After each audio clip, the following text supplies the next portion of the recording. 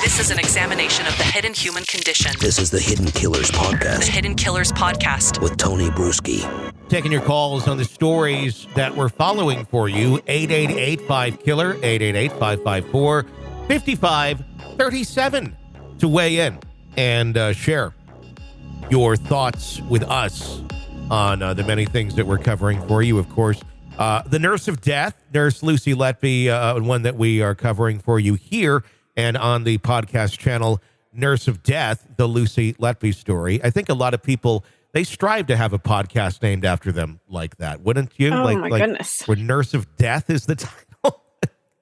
It drives the point home, doesn't it? It just kind of gets right there, right to it. Let's go to a caller that got some thoughts on Letby and some of the comments. Hi. Hey there, my name's Jamie, and I'm calling from Nebraska, and I'm calling about the nurse. And you wanted opinions. I mean, I have never worked with anybody who obviously killed someone, but in my line of work, they fraudulently bill, say they did things they didn't, and they resign effective immediately. So the employee has to resign, but the company does not have to report them to the state if their license does not get investigated.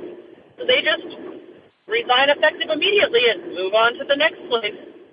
Thank you. Love your podcast. Thank you for that thought. Thoughts?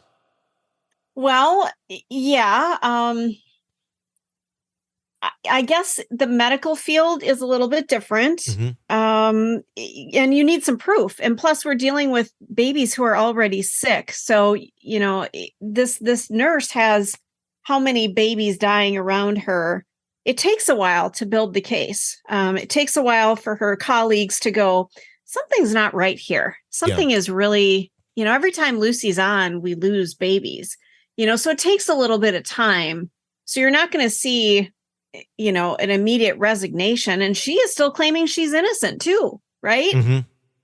So I'm kind of lost my train of thought, but I think it's going to take longer. In the hospital, they need to worry about their reputation too. So they're trying to keep some of this under wraps for quite some time, I would think. Yeah, I mean, it's something that one would hope that they could get to a little bit faster, considering people kept dying. Right. And I don't really know why they didn't or why they couldn't have put some sort of precautionary measure in place saying, we don't know what the hell's going on here, but this person can't be near these kids, and maybe do that a little bit faster than they did. Or be supervised every time that she's working. But again, they were talking about having some staffing issues. Maybe they couldn't have somebody on babysitting her, for lack of a better term, I guess. Well, and you wouldn't expect someone to be doing this to begin with. That's and people, right. Kids do die in this type in the NICU unit. It happens. It's the nature of what it is. But it took the statistics to go up enough for them to start going, this is a little different. This is not. Exactly. It makes me wonder, do you think Lucy went into this with the intent of killing babies, or do you think it just kind of started where it happened a few times and it was completely, honestly natural, or maybe something she did fuck up, not intentionally, but then realized, oh my gosh, this is how easy it is to kill a kid, and got some sort of joy out of it, and then it became a thing where it was some sort of thrill or pleasure or control. I mean, ultimately what we're talking about here is the ultimate control, the control over someone's life. And if someone doesn't have a lot of control in their own life, they tend to try and find other ways to control others' lives in different ways, shapes, or forms. Oftentimes that is more so in like a relationship with others, or some sort of parental thing, or being in a position of power, maybe a police officer or something of that nature. But hospital, that's another venue for that to be exercised. And it's good to have someone who wants to be in control when they're good at it and they have good intentions. But of course, it can also, I think, probably feed very easily into nefarious intention, and someone who also gets a great deal of pleasure out of it for the opposite reasons, where they can take ultimate control and end lives of people who couldn't say anything about it. And we saw too how she seemed to revel in, the chaos that would ensue, the attention that it would draw. She was looking on Facebook. She wanted to see reactions there. She was, anytime an alarm went off, she'd come running. And yeah, that's the way a medical professional should be. But nurses were also saying, she wasn't in charge in this room and an alarm would go off and she'd come running. So it seemed like she liked the excitement and the chaos, and maybe she was an adrenaline junkie. Maybe this was her way of attracting attention to herself in some indirect way, because she felt that she was less than somehow. Because we saw in some of the evidence that they've got a note where she was wondering if she was enough. In one of the court sessions, she had texted a doctor asking if she had done enough or is enough. Not just only did I do enough, but am I enough? So there's a lot of self-esteem issues there. And I think, who knows, maybe it did start with just a innocent child passing away due to their circumstances, and the attention that it garnered for her. She went, wow, this is something, maybe I could cause this chaos and get the attention put back on me somehow. Who knows? And, as much as you want to say, well, that doesn't make sense, it totally makes sense. There are people that feed on this sort of evil, and it's one of the only ways that they feel. And sometimes it takes very extreme behavior for them to do it. I don't know any other word for it than evil. It's interesting. I was reading an article here towards the end of her reign of terror, where one of the doctors, Dr. John Gibbs, had texted another nurse saying he become concerned about Miss Letby's presence in the unit. And then Letby replies back saying, do I need to be worried about what Dr. Gibbs was asking? Yeah. She received the response, no, he was asking to make sure that normal procedures are being carried out. The doctor who Miss Letby was previously accused of being briefly flirty with told her, there's nothing to worry about. Nobody's accused you of neglecting a baby or causing a deterioration, he added. Miss Letby responded, I know. Just worry I haven't done enough. We've lost 2 babies I was caring for, and now this happened today. Makes you think I'm missing something or not good enough. The doctor responded, Lucy, if anyone knows how hard you've worked over the last 3 days, it's me.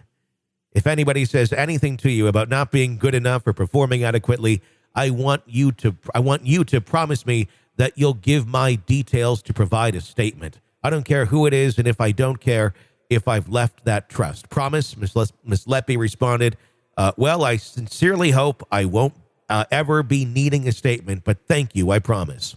The doctor told the nurse that she was one of the few nurses across the region that I would trust with my own children. So maybe there was some mutual flirting going on there. But this is someone who I think, and you can add this to the equation, she got attention. And if she could be, essentially, she becomes the victim at the same time, because people aren't blaming her, but she happens to be into all these dark situations over and over and over. And then she'll need comfort and care from people who otherwise wouldn't be giving her comfort and care had these children not died on her watch. Right. So I think it almost kind of became a cycle. I think there's probably a thrill there to it that she needed and couldn't find in other places. And then she got this interpersonal reaction with men or a man that she otherwise wouldn't get. So to her, to a narcissist, this is all good for you. Reality be damned. And the people that you're killing and ruining the lives of, that doesn't matter, because you're getting this positive feedback and comforting over here and reassurance that you're a good nurse over and over, even though you're fucking killing people. Yeah, that's exactly it.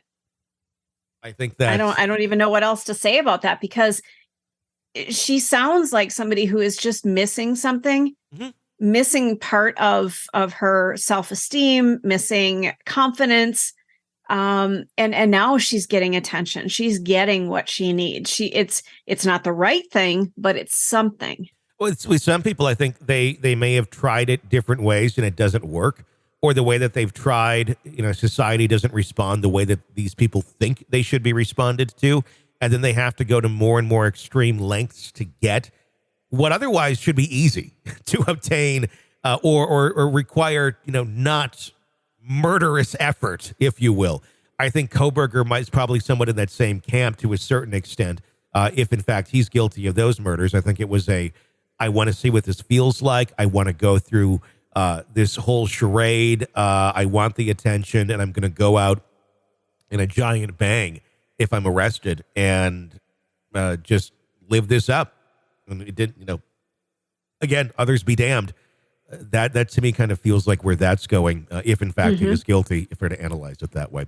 I know, dark case. And of course, if you want more on Lucy Letby, be sure to follow our channel on that. Nurse of Death, the Lucy Letby story. Great one to go to sleep to at night. And if you enjoy crying yourself to sleep, or if you're a horrible parent and you want to go, listen to this, be happy you're still alive. That might be a little extreme too, but just saying. This is an examination of the hidden human condition This is the Hidden Killers Podcast. with Tony Bruschi. You want to weigh in on any of the cases we're following for you? 888-5-KILLER, 888-554-5537. We would love to hear your insight to anything we're following here for you. For Stacy, I'm Tony. Stay with us.